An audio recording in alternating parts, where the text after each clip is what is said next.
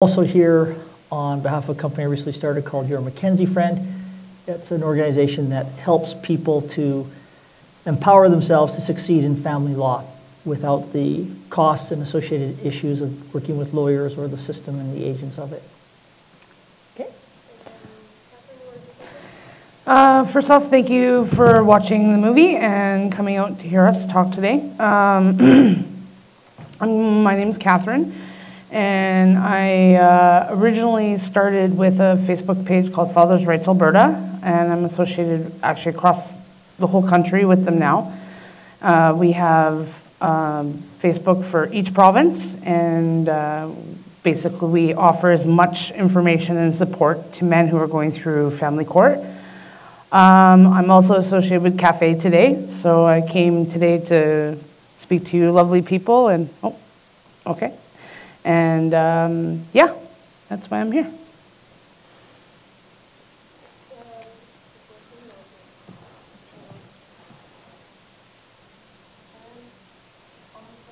Okay, we're trying to get Karen in for a minute. Again, this is just testing right now. Okay, so we're gonna Skype her in. She was gonna come in person today, but weather and other emergencies came up, so she's gonna Skype in, and she is very interested in all the northern people in our northern end of our province. What kind of questions should we start with, you guys? How about what? Well, my area is basically family law. Yeah, and but of course, family law runs into a lot of the things that the people saw in the film. And by the way, thanks so much for showing up. The Canadian Association for Equality has a very big goal here. They're trying to get every major city in Alberta to see this film, and we'd hope for a much bigger turnout. Yeah, we had quite a few people sign up, but I guess I don't know what's going on. Okay. I had to do all the organizing remotely, and wasn't too easy to get local volunteers to help me. So maybe next time if we have an event, I'll know what to do. I think what I'm going to do is follow up though with a link to stream the film. Like you can stream it on YouTube, and there's all kinds of platforms, and then people can let people in your community know about Cafe. And I mentioned that we have a goal of showing this film in the top 7 municipalities in Alberta. So we've had quite a big showing and quite a big kerfuffle, I guess you could say, and a big media uproar in a couple of big cities, in Grand Prairie, and we were all over the news there. Oh, I can hear Karen. Can you guys? We hear you. Hello? Yeah, Karen, we hear you. Do you hear us? Okay, all right. Keep going. All right. I just wanted to, sorry. Yeah, so we know that you're there. We had a big head of Karen in Grand Prairie. She's always got a bigger than life performance, as you can see, and you saw her in the film. She's definitely got a magnet to her. So Karen, can you tell us a little bit, like Tom and Catherine on the panel here introduced themselves. Can you just give us a little blurb about you? Oh, I got into this back in about 2009, looking into men's issues and feminism's influence on law and policy, and that something needed to be done, and get upon myself to start talking about it. And I essentially got accused of being a fat, ugly, neck-bearded loser who can't get laid and lives in his mother's basement. So then you had to put a face to the name. No one would feel the way I do some of these things, and so I started doing videos, and it just snowballed from there, and it's sort of become a career for me at this point. So yeah, it's just something that I fell into by accident. I was busy most of my marriage and raising my kids, tending to a marriage and raising kids and all of that stuff, and I sort of saw all of these issues as a swarm of gnats outside my window, a swarm of flies outside my screen. Didn't want to look at what was attracting them to the spot outside my window, but when I did, I felt like I had responsibility, a civic responsibility to speak up about it. So really how I got into it, and that's where I am now. That's what I do. So. And you have a YouTube channel?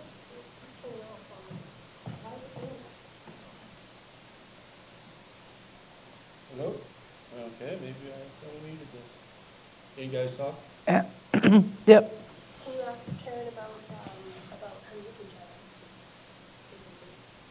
Yeah, Karen, this is Catherine here. Can you speak about your YouTube channel? No? Oh, my YouTube channel, I started out with the name Girl Writes What. That was the name I picked because at the time I was writing dirty books for women. But it really is. I just started the channel about these issues without being accused of being an unattractive man, essentially.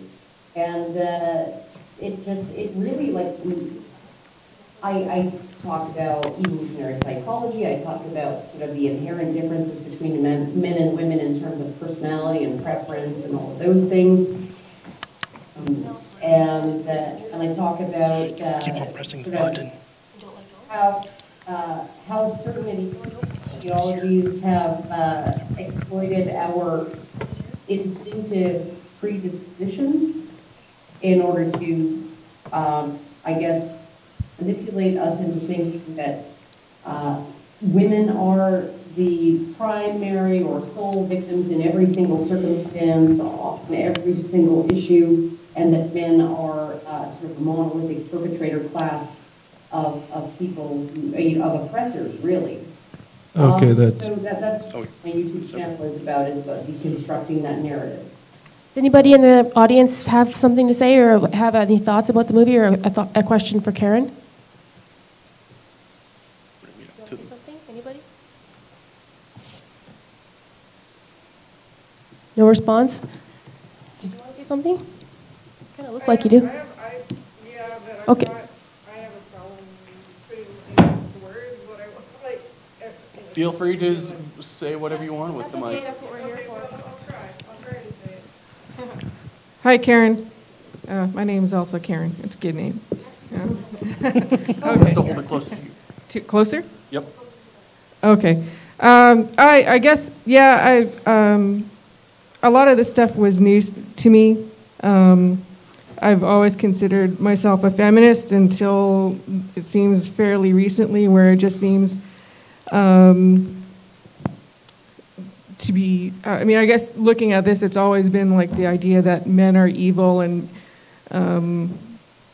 control the world and yada, yada, yada, but it just seems recently that it has become more so. And so I thought the film was informative and somewhat depressing, and thank you in your the snippets of the interview with you for saying stuff that you said is stuff that I would like to say if I could. Sorry? Sorry. If I could ever get my brain to work. Probably accidentally turned it off. Microphone turned off, Karen, just one moment. Okay. Pass it here. Hello? Things you would want to say if you could say them. Nope. Yeah, Karen, that's basically what she said. She said that you sort of spoke for her if she was able to be more articulate. Is that basically what you wanted to say? Yeah. Yeah, that's basically what you said, Karen, that you spoke articulately for things that she's been thinking about, but she hasn't been good at saying them. Oh, yeah, no, I hear that all the time from people, that you put into words things that I've been always thinking about, or I've always sort of known on some level, but just couldn't actually put into words. So that seems to be my gift, I guess. The thing that I can do is explain in very plain terms to, not in academic jargon and not in some sort of sleeve tongue, but in terms that regular people can understand that there are that what we feel and what we see is not necessarily what's really going on, and what we are fed by the media, it's not necessarily what's really going on. And so that I think is one of the things that my channel take off. It made my career take off in this. Where I didn't work at a day job anymore. So essentially, I spend most of my days now talking to people about issues that that are really they're really serious, and we're in a period of acceleration right now in terms of feminist dogma and doctrine. We're seeing the culmination of a 50-year campaign that started with women's studies courses being implemented, initiated in the 1970s in universities that sort of, I guess they entrench this particular doctrine of the man as the oppressor, the all-powerful oppressor, perpetrator, and the woman as the powerless, innocent victim, right? That has been entrenched in what you would call grievance studies courses. So everything from women's studies to indigenous studies to black studies to Black American or African American studies to colonialism, post-colonialist studies, to all of these, anything that ends with the word studies, you can pretty much guarantee it's going to be entrenched in this doctrine. And one of the things that's the most alarming about this is that it's a doctrine we want to believe. It really is like a warm blanket. Margaret Mead is an anthropologist who studied Samoan culture. She wrote some papers way, way back, like almost 100 years ago, about, she kind of suggested, she kind of hinted in papers that she had found a gender-flipped society. So a society where women were on top and men were on the bottom, where the gender roles were reversed, where the women were sexually aggressive and the men were sexually, I guess, cautious and wary and maneuver, right? And that the women were comradely and the men were effeminate and looked after their hair and their makeup and all of this stuff, right? And, well, people took that and they ran with it because it was what they wanted to hear. It fed their agenda. It suited what they wanted to, it suited their goals to pick that up and run with it. And what happened was, over the course of the rest of her life, Margaret Mead tried no less than 50 times to essentially say, people are misinterpreting my studies. My papers, they're misinterpreting them, and but she still, her discovery of this completely gender-flipped society where gender roles, men are feminine and women are masculine, right? Those are in the introductory sections of Sociology 101 textbook still, even though she tried over and over and over and over and over again to correct a record that she irresponsibly, I guess, started, and people picked it up and ran with it all the way off the cliff, and said, yeah, she's found a society where the women go out hunting and the men stay at home and breastfeed babies, or something like that. And I'm blown away by our willingness to fall for this chicanery, right? To fall for even people, and then not take the word 50 times of the researchers involved that, yeah, that's not what I actually meant. That's not what I actually said. We're willing to fall for it because of our, I think, inherent desire to serve the needs of women, right? And so when you look at this idea that we have an inherent desire to serve the needs of women and the desires of women, and then you parse that against the society, the entirety of society is set up to oppress women narrative. They just cannot. They're not. You can't have those two narratives both be true at the same time. So I think we're really in a position right now We're in a period of acceleration where we now have the entire editorial board of the New York Times being populated by people who graduated from women's studies courses and programs. You know, like all of the, it's spread to the point where there's no avoiding it anymore, and there's no ignoring it anymore. And that's really why we're at this place where they are accelerating their agenda, but the resistance to that agenda is also accelerating. So I think that we're in a, it's like a Chinese proverb. We're living in interesting times. It's a Chinese curse, right? So. I have a question for Catherine. So what got you involved with fathers' rights, and like what kind of men are right here in Alberta and like what are some reasons that Cafe should be here? Oh, okay. So for the last 12 years, I've had 2 men directly in my family who have suffered from parent alienation. Does anybody know what parental alienation is? It's I think we need to define that. Can you explain what that is? Yeah, parent alienation is generally one parent who subjects the children to brainwashing and basically outing or erasing the other parent from the children's lives and limiting their access to parent. Often making, in my case, often making the father into a babysitter rather than actual being a parent to the child. So I watched my husband go through it for 10 years. His son now is 21 years old, and we have a fairly good, healthy relationship with him.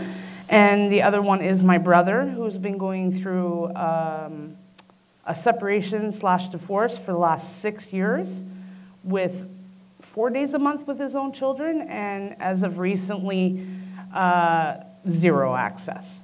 So it's been a constant struggle for my family, and directly why I got involved is because as an aunt or a stepmother, I really have no rights or any say on a legal level for them. So sitting back and being the only female in my family, by the way, because there's all men. I'm the matriarch of my family now after my mom's passed. I didn't know what else to do. I'm tired of sitting around and tired of crying and missing my own flesh and blood.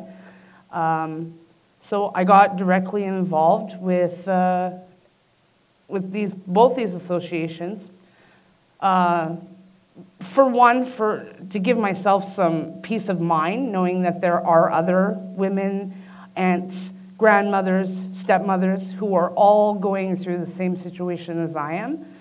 And the only way I can help both of the men in my family was to educate myself. And when I did, I kind of exploded. I needed to be around as many people as possible, and I also needed to get this message out to as many as possible. It's a hard topic to talk about. A lot of this is gaslighted by the media because it's a very liberal government control over it. So a lot of places and people don't want to talk about men's and fathers' issues. This is also directly affecting boys in the future. You know what I mean? Do we want to be a mother of our sons and find out that the same thing is happening to them? You know what I mean? Do I want to be a stepmom and potentially never see my grandchildren? You know what I mean? So I think a lot of women need to start opening their eyes. I am an equalist, not just for men, not just for women, but for human life. So that's kind of where I'm at. I think everyone deserves the basic human morals and values. I don't think gender has anything to do with that. Equality has no gender. And that's where I'm at in my life, and that's why I'm here mostly. What do you think happens? Do you think there's anything special with boys when they're separated from their father and they're told their father is like worthless, or do you think that there's anything worse? Like, because you have 3 nephews, like what is the impact of that they're being separated from their father, who's actually a good father? Yes. Now, keep in mind, my brother has maintained a 9-to-5 job, Monday to Friday, lives 2 blocks away from his kids' schools. Okay. My oldest nephew has been, basically has been going through severe mental issues. He's been arrested, expelled from school for 3 times in the last year, okay?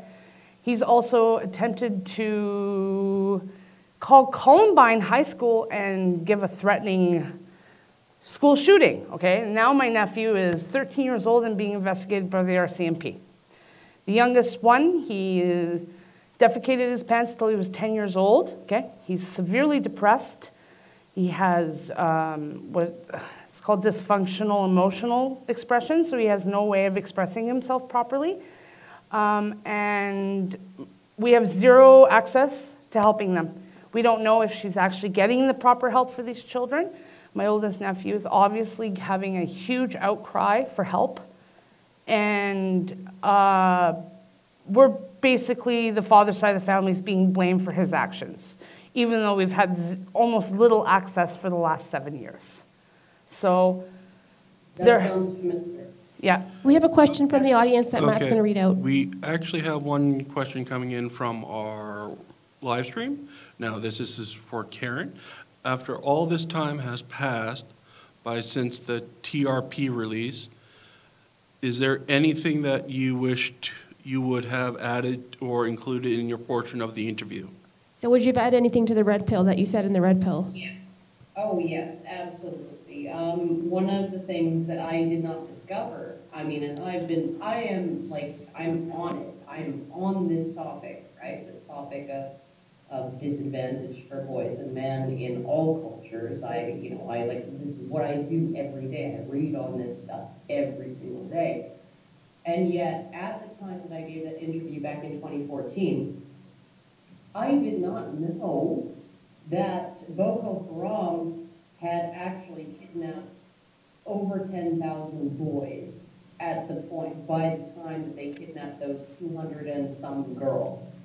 So literally what I had at that time was I had the knowledge that they had been killing boys and men kind of indiscriminately, and people were, including feminists, were telling me, well, the reason why the attention is on these girls is because they've been kidnapped and there's hope of escape, right? There's hope of rescue.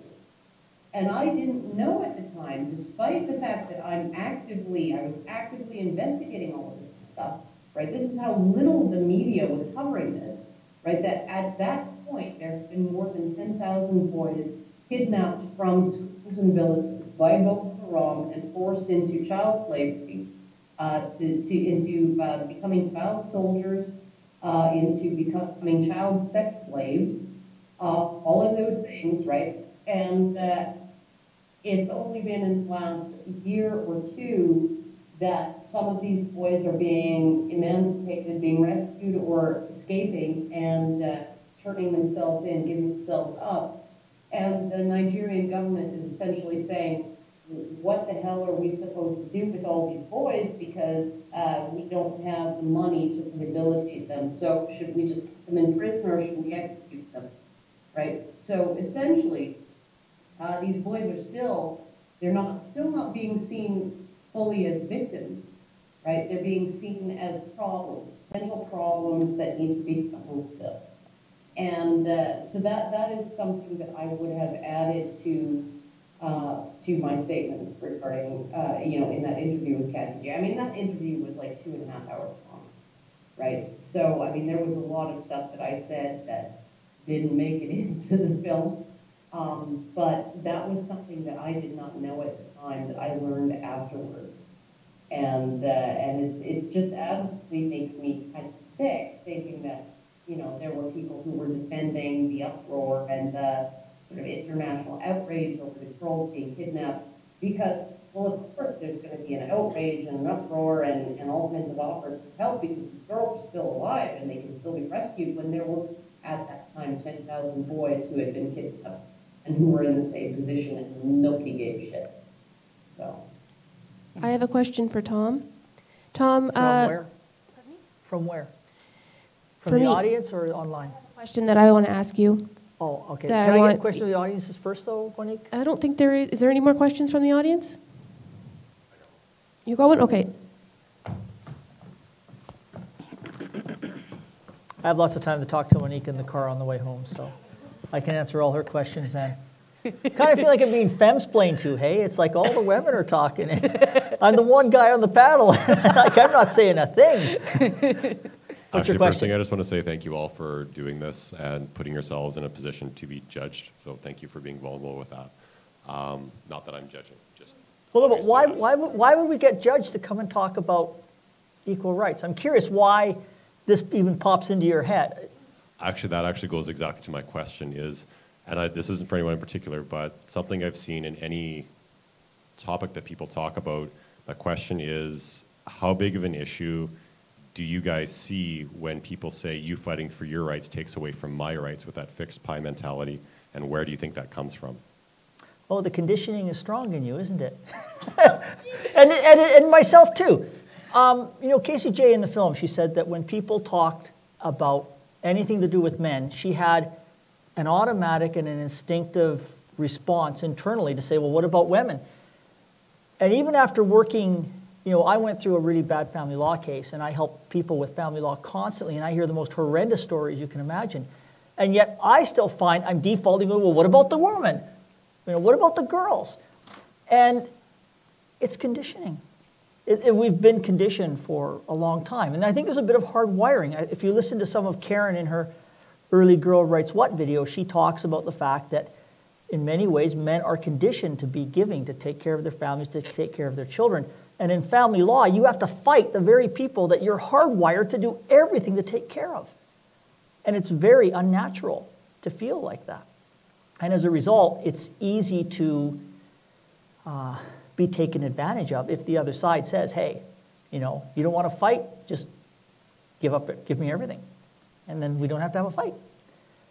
It's interesting, I was watching my daughter watch some of these shows about prisoners, you know, in the States. And it's funny, they interview prisoners and these great big, violent, you know, hyper-aggressive guys. And they talk about these guys losing their children. And they're total, like, they miss their sons and they want to do everything for their kids. They want to change their lives for their kids. Children, you know, have a huge influence on taming men. There's even studies that show that men's hormones change, their attitudes change, lack of aggression, their testosterone goes down. Children are very important in men developing and vice versa for children also. So I find it very odd that being worried about things like the fact that a majority of our prisoners come from broken families, the drug use rates, the troubles with the law rates, the issues with teenage pregnancy, dropout rates, they correlate, if you know about statistics, they correlate like 0.97 to broken homes. So we have the huge cost to society in this, and nobody's talking about it. And yet, if I talk about it, I need to worry about being judged. I don't get it. Yeah, no, I agree. It's one of the things that the National Coalition for Men did in the United States. They, you know, like you saw Mark Angelucci talking about the sort of the lawsuit that he did about domestic violence, right? One of the things that he also included in that lawsuit was a provision, wanted to have the same provisions provided for men, for fathers, incarcerated fathers that were provided by the state for incarcerated mothers. So a guarantee that you're not going to be transferred to a prison so far away from your children that that they will never be able to visit you, all of those things, right? And he lost on that count. And one of the things that strikes me as really awful is that when, like, you can see biological changes in children when they're deprived of other involvement. So you see girls reaching menarche earlier, that's the onset of menstruation, right? So the start of puberty, I guess, or that one demarking part of puberty that we can actually measure, right? When they're deprived of their fathers, they start menarche, they achieve menarche earlier, and they also become sexually active earlier. And part of that, there's an evolutionary hypothesis that goes along with that essentially says that if girl does not have a male protector, an adult male protector in her home, her biology would be primed to go out and seek another adult male protector. She will actually seek out sexual relationships with men in order to get that protector. You see cellular changes in the DNA of boys, right? So we're talking epigenetic, right, of the DNA of boys that actually cause them to age faster if they're deprived of their fathers. They will actually age faster and die younger if they're deprived of their fathers. That's an amazing thing to be able to actually track. And yet, at the same time, we have this idea that, that fathers are superfluous at best. They're a luxury. They're a luxury that people don't need. But, you know, it's nice to have one, but don't need one. And at the same time, you have the feminist establishment essentially calling the fathers' rights movement an abusers' lobby, right? So you have opposition on the part of the feminist establishment to every shared parenting bill that's ever been proposed. And they use this idea that all men are family abusers, all men are child abusers, all men are, or at least potential spousal abusers, right? And that actually bringing in legislation that would presume a default assumption that custody be shared relatively equally between parents or divorced, right? That puts women and children at risk of violence from violent men, right? And which is insane to me, since women are actually the greater danger to their biological children than men are, in terms of infanticide rates and filicide rates and child abuse and all of those other things, right? It's usually the biological mother or the biological mother and her new partner that are implicated in child abuse and child death. So, what we're looking at is looking at instinctive, I think, way of looking at things where we want to see women as innocent, we want to see women as blameless, we want to see women as victims, or potential victims, and we want to see men as actors. And, you know, a friend of mine, Alison Tiemann, she put it this way: we want to see women's bodies as the substrate upon which men write their actions. And that really is, I think that's a hardwired thing. We see men as the adults in the room, which means we hold them more accountable. We see them maybe in some contexts as more competent, but we hold them more accountable for their failings and for their bad acts. And so I think that's really where we are right now, and trying to get attention on the ways that women can be bad actors and the ways that men can be victims. So. Okay, we have another question for Karen from the stream. Evolution installs gynocentrism into both sexes. In comparison, for men, impossible to achieve for evolutionary reasons. Gynocentrism is not a theory like patriarchy. Patriarchy is the theory that men are on top and women are at the bottom. And gynocentrism is the theory that women are at the center, and they form the center, and men are around the village, right? As the first line of defense, right? Or the first line of sacrifice, or the first line of putting in productivity, and putting their productivity toward that center of the village, of the human community. So I don't think that gynocentrism is a blamey thing. I don't think that anybody would argue that men are expected to put their bodies on the line for women and children. I don't think anybody would argue that that's an expectation that we have. I don't think that anybody would argue that women form a sort of moral center of our society, right? You know, how well we treat women is how we are judged. Just look at, you know, radical right-wingers in the United States telling feminists, leave us alone, go and take care of those men in Saudi Arabia and Pakistan and all those other places where they really oppress their women. Because we don't oppress our women here, right? So you see the defenses against the accusation of sort of monolithic male perpetration against women, male oppression of women. And you see the defense. The defense is those guys over there are worse than we are, so you go bother them, right? And so I think it's really not, like, I have to say, we are who we are as human beings, right? And we have the ways that we're wired, and we are wired to want to protect and provide for women and children. We are wired that way. I don't necessarily, there's no moral judgment in that. There's no moral judgment in my assessment that we're more willing to see men die than we are to see women die. That we're more willing to see men be hurt than we are to see women be hurt, right? This is just a reality of who we are as a species. I don't think that there's any moral implications, and I don't think there's anybody particularly to blame because we all do it. We all do it.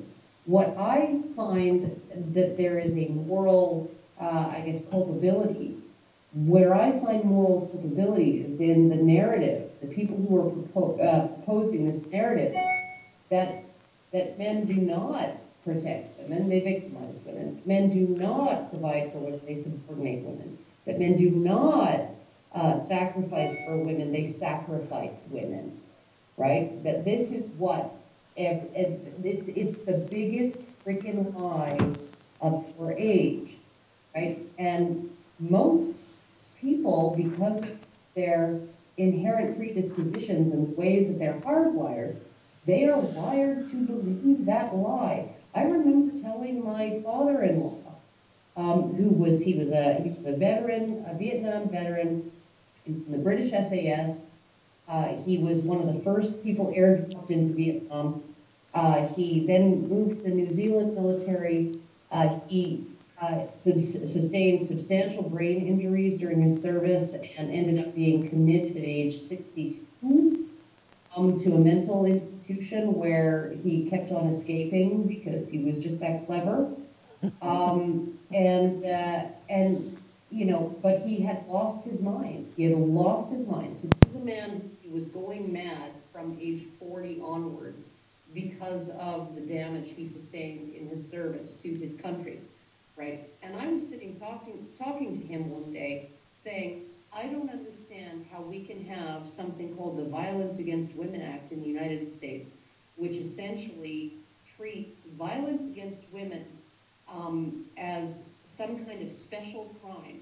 It is violence by men against women as a special crime deserving of special penalties and special exemptions from due process and burden of proof and all of these other things, right? We can have this law and, you know, to protect the people, the demographic that is the least likely, including children, right? The least likely to experience violence, right? And we will still say we are not doing enough to protect women from violence. And he says, well, we aren't. We aren't doing enough. And it made complete sense to him. Okay, we have another question from the live stream for Karen. This will be our last question because we have to. Is there any questions from the audience? Is there any questions from the audience? There's a live stream question. A live stream. Okay. This is a two-parter for everyone. Would you agree men's right is a fundamental leftist project? Leftism in the principle is about decreasing the hierarchy, and most men lose when the hierarchy is not flattened. Current leftism seems to be co-opted by female sexual strategy rather than being real leftism. So before Karen answers, does anyone on our Yeah, panel does anybody on the panel want to answer that one? I'd like the question clarified. I'm not sure what the question posed is that somehow. Well, if Karen wants to paraphrase, and then maybe she can answer, and then Tom can answer, can be the final thought on the matter. I completely understand the question. I can clarify the question for Tom. The idea is that men lose when the hierarchy is seat, right? The majority of men lose. And so actual leftism, genuine leftism is proposes a flattening of the hierarchy in case most things would even out for most men and men would win. So, or men in general they would not suffer as much, right? They would not be disenfranchised as much. So that's getting One moment. Okay, about that question, I don't know, leftism, are you talking classical Marxism as written or as practiced? I mean, as you see in the Soviet Union and various other countries, there hasn't been much success at flattening at all. I don't think it's a really relevant question. What I'd say is much more relevant is Sharia law, for example, which is very, very clear on distinguishing rights between men and women. And I'm quite fearful for what it might bring in, though sometimes seeing what happens to men in family court, I kind of end up kind of cheering for Sharia law sometimes. But I see that as being a much better example of that. And I think we are headed for a day when politics and simple common sense equality, like the fellow in Cassie Jay's documentary talked about, where he said we shouldn't have to have a women's movement, but it's just common sense. Equality makes sense. And equality, I think, often means that men and women, we have to acknowledge they're different with different abilities to contribute in different areas, but overall, the outcome is something equal for everybody. I think he said just common sense. And so I think common sense and politics usually don't go hand in hand. So I don't see, the distinction between politics and equality between the genders unless they try to make it an issue. They try to twist it together somehow. And I do see that going on. But I think, if anything, the twisting is going to be to serve some groups' purposes, whether it could be men, it could be women, or it could be subgroups within those. But it's not going to be something that's natural or organic. I'm sure of that. Thank you so much for coming out today. So we were having this event to raise awareness of our service center that's going to go full-time in Calgary. It's going to service all of Alberta. We have 2 full-time centers. CAFE has 2 full-time centers right now in Ontario. The one in Alberta will be in Calgary, and it will be doing remote services. So if you want to contribute to that and help men and boys, men and families, help fathers in Alberta, you can support us on Patreon, the Canadian Centre for Men and Families. Thank you so much.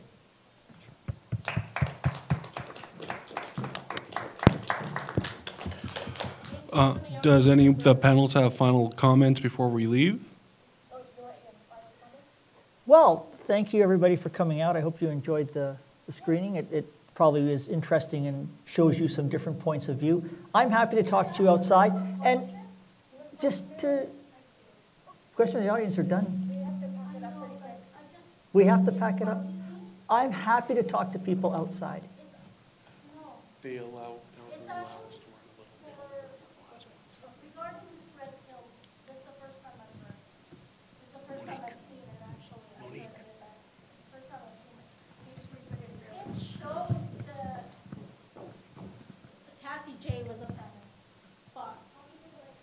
Cassie Jay was a feminist, and it showed that it's really equality is what we want.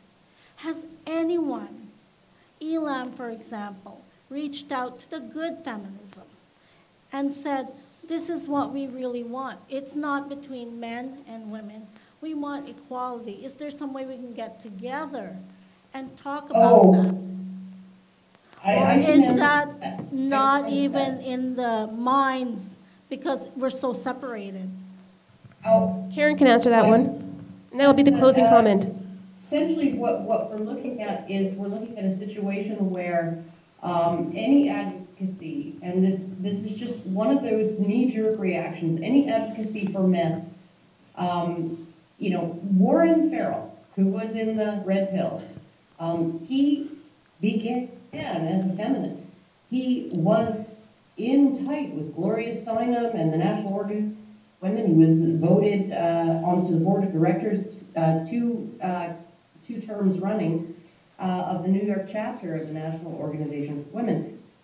He was a dyed-in-the-wool feminist. And the moment he started talking about men's issues, that was the moment that he stopped making money, his invitations to speak started to dry up, and he started to be opposed by the National Organization for Women. He is the gentlest, most cuddly men's rights activist on the planet. He is so sweet. He is so touchy-feely. He is so in touch with the feminine side of things and understanding where women are coming from. And yet the moment he started telling men's side of things, he was disavowed by the feminist movement. There is, like, it is the narrative, the patriarchy narrative, the narrative of male oppression of women, right? That is what prevents us from working with feminists, other than a few who don't subscribe. I guess they don't subscribe to that narrative, or they no longer they maybe see it as something that's historical but not present. But it is that narrative that prevents us from doing any of this work. And that footage of that protest, where the protesters were assaulting police and screaming, "This is what men's rights looks like." They were attacking a man with a 25-year record of advocating for women's rights, who dared to stand up and say, "Boys are having a hard time now," right? And they looked for anything they could find in the entire history. It's sort of like going back through like 10 years of somebody's Twitter history to find that one tweet that they made that you can use to discredit him. That's what they did. They went and looked back through millions of words that he'd written, right, to find one thing that he said that was a little bit, that they could spin a certain way so that they could justify that protest and justify shutting down his event that was talking about male suicide rates and failure to launch and porn addiction and video game addiction and the boy crisis. Karen, Right? Karen, we have a comment here from an audience member that has something to say. Hi, Karen. I was just listening, and I'm like completely forgetting everything I was just gonna ask. Yeah. Thank you.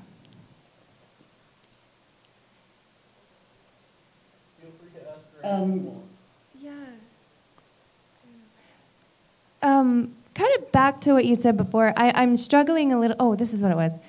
In the beginning of the film, there was a lot of talk about how the men's rights activists were aligned with the chauvinistic, misogynistic sect of society that wants to keep women under their thumbs.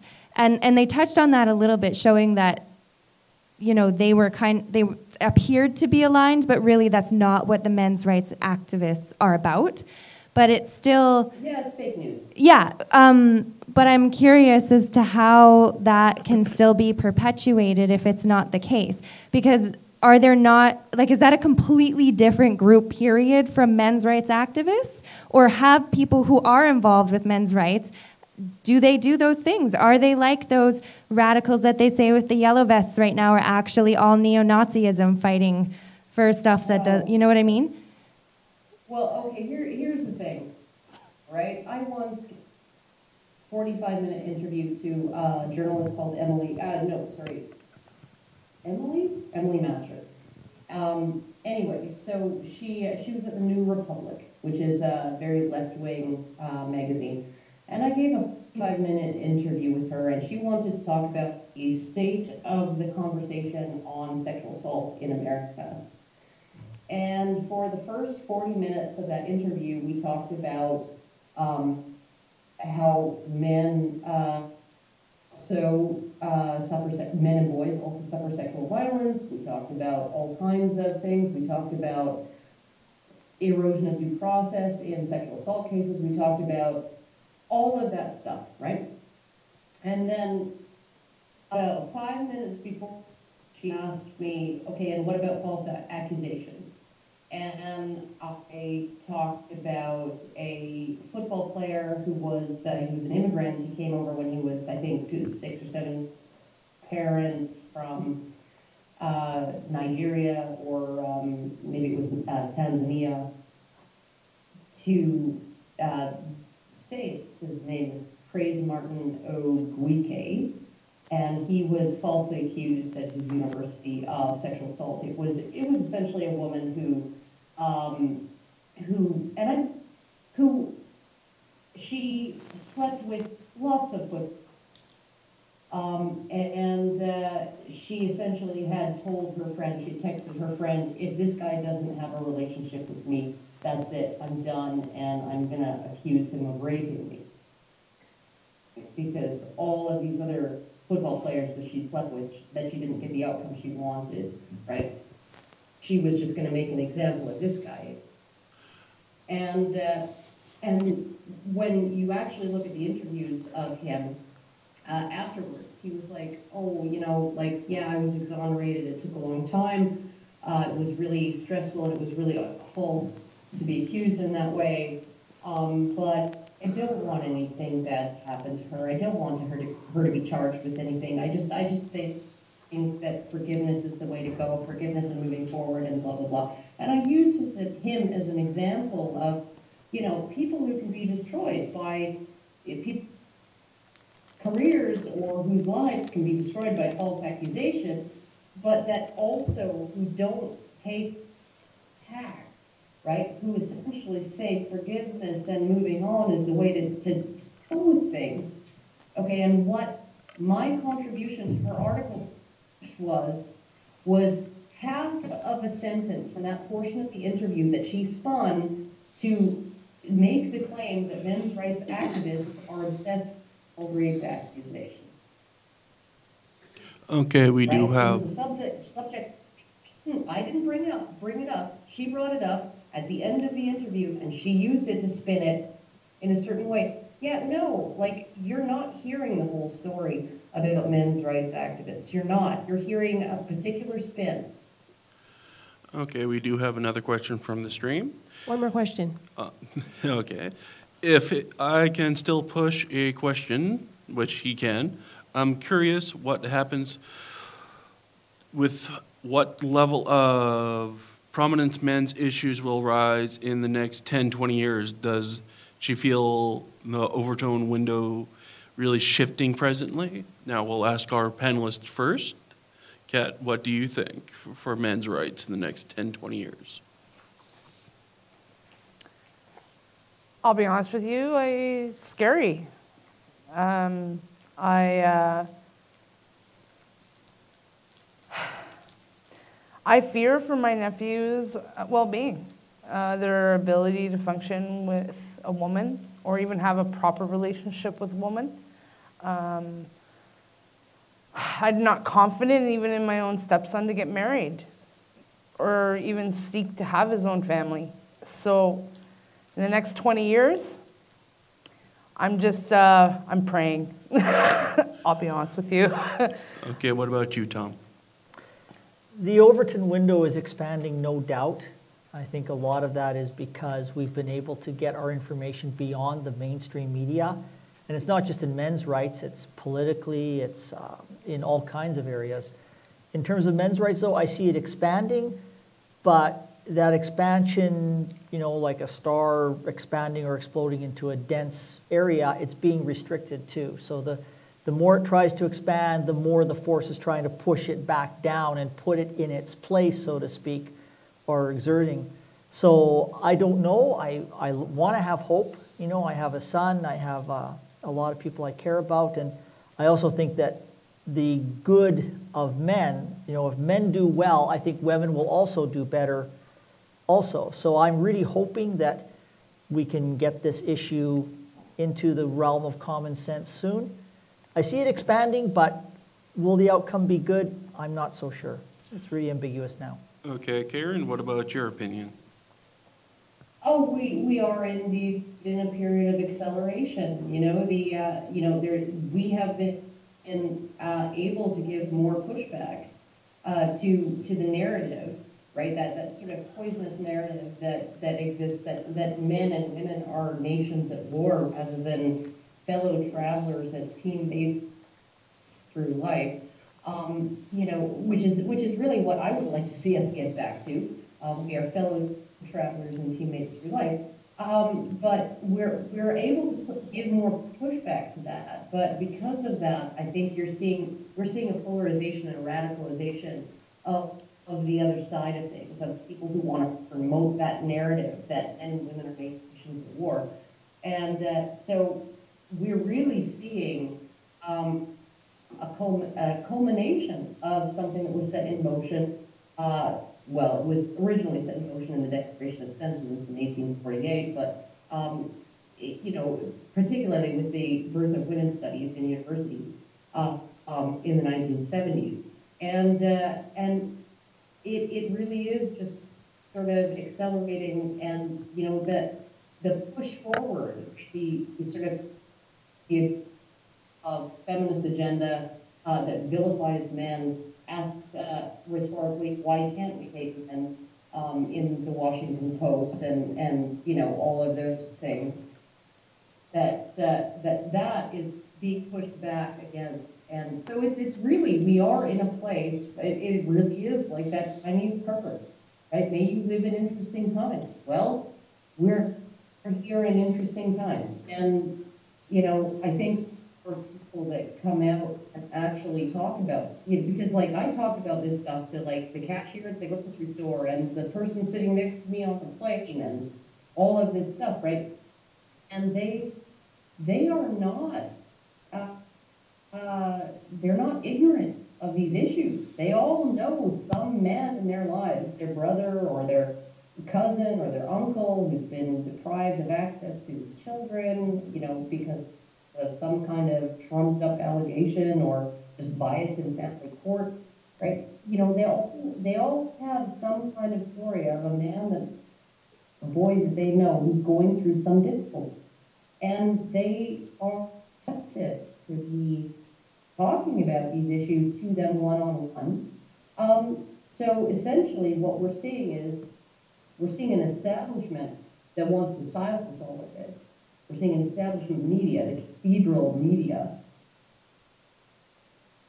trying to silence us, but the internet, because of, you know, gatekeepers or few gatekeepers, push back, and we're able to push back hard. And I think that this is really the time where we could actually achieve escape velocity.